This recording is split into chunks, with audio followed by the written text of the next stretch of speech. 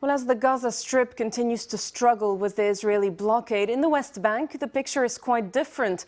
For the past months, the territory has seen some economic and social improvements. According to observers, one telling sign is the emergence of women on many fronts where they're not necessarily expected.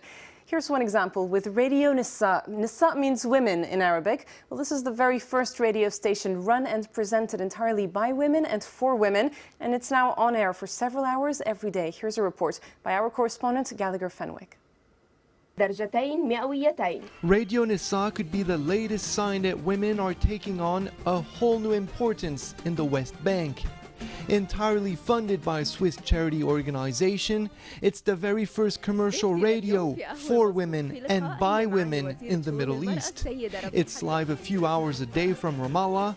Nisreen, who hosts the breakfast show, is ready for the challenge.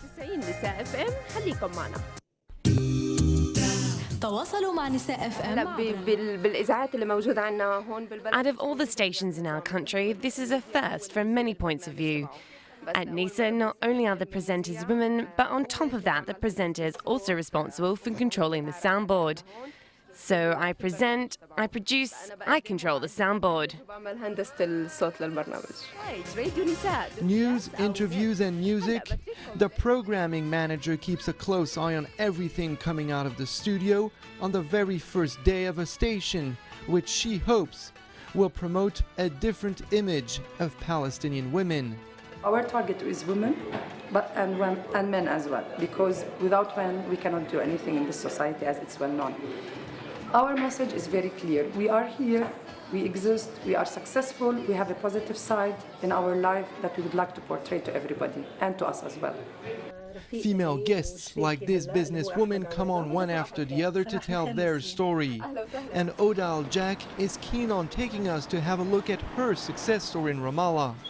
She's in the process of opening a chain of trendy coffee shops like this one. Business is her way of empowering the women around her. Girls didn't work in restaurants and bars, okay? Their families trust us with their daughters, and we take care of them, okay? And we prove to them that they can take leadership positions. So they have very visible positions here, and they have management positions, and we tell them they can go as far as they want to go. It's all up to them, because it's not just a coffee shop, it's a franchise, so there'll be a lot of opportunities. Hoda and her female colleagues all acknowledge that they remain exceptions, far from the living conditions of many mainstream Palestinian women. But they're hoping that after years of conflict, growing prosperity in the West Bank and initiatives like Radio Nisa will inspire others to follow suit.